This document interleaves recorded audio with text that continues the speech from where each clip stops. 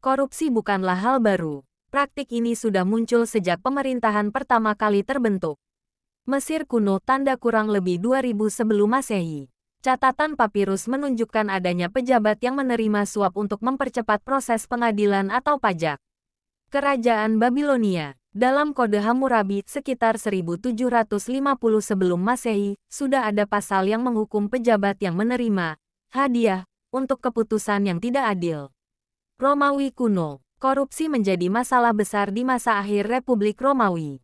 Banyak senator membeli suara rakyat dan memanipulasi hukum demi kekuasaan. Julius Caesar bahkan menggunakan kekayaan pribadinya untuk menyuap pejabat demi posisi politik. 2. Abad Pertengahan. Korupsi dan kekuasaan gereja. Di Eropa abad pertengahan, korupsi banyak terjadi di gereja dan kerajaan. Praktik simoni, jual beli jabatan gereja, dan indulgensis, jual surat pengampunan dosa, menjadi contoh klasik. Raja dan bangsawan sering membeli kesetiaan para pejabat atau ksatria dengan tanah dan emas. 3. Asia dan dunia Islam. Cina kuno. Dinasti Qin dan Han sudah mengenal istilah huilu, suap. Banyak pejabat dipecat atau dihukum mati karena korupsi. Filsuf Konfusius bahkan menulis bahwa pejabat yang korup akan menghancurkan negara lebih cepat daripada pasukan asing. Khilafah Islam abad 7-13. Pada masa pemerintahan Umar bin Khattab, pejabat wajib melaporkan harta sebelum dan sesudah menjabat, bentuk awal transparansi publik untuk mencegah korupsi. 4. Zaman penjajahan. Di berbagai wilayah jajahan termasuk Nusantara, korupsi sering dilakukan oleh pejabat kolonial. VOC, Belanda terkenal sangat korup. Banyak pegawai memperkaya diri lewat monopoli rempah-rempah dan pungutan liar dari rakyat. Penjajahan Inggris dan Spanyol di Asia dan Amerika juga syarat dengan uang pelicin untuk memperoleh lisensi dagang. 5. Indonesia. Dari zaman kolonial ke modern.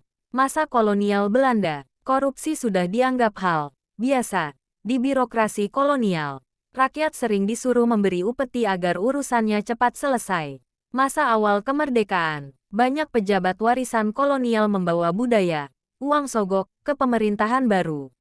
Tahun 1950-an, istilah korupsi berjamaah mulai muncul di media. Orde Baru tahun 1966 sampai tahun 1998. Masa ini dikenal sebagai era korupsi terstruktur. Kekuasaan terpusat di tangan elit militer dan keluarga presiden. Istilah KKN korupsi, kolusi, nepotisme, lahir dari era ini. Era reformasi 1998 sekarang. Didirikan KPK Komisi Pemberantasan Korupsi tahun 2002. Meski sudah ada upaya pemberantasan, praktik korupsi masih marak di berbagai sektor, politik, hukum, dan proyek publik. 6. Korupsi di era modern. Saat ini, bentuk korupsi semakin canggih. Cyber corruption, manipulasi data dan proyek digital. Money laundering, pencucian uang, lewat perusahaan fiktif. State capture corruption, pejabat dan pengusaha berkolusi mengendalikan kebijakan negara. Menurut Transparency International, 2024 korupsi masih menjadi salah satu masalah utama di lebih dari 70% negara di dunia. Kesimpulan, korupsi adalah penyakit sosial yang tumbuh bersama kekuasaan. Namun, sejarah juga menunjukkan, dari Umar bin Khattab sampai KPK modern, bahwa setiap zaman selalu melahirkan perlawanan terhadap korupsi.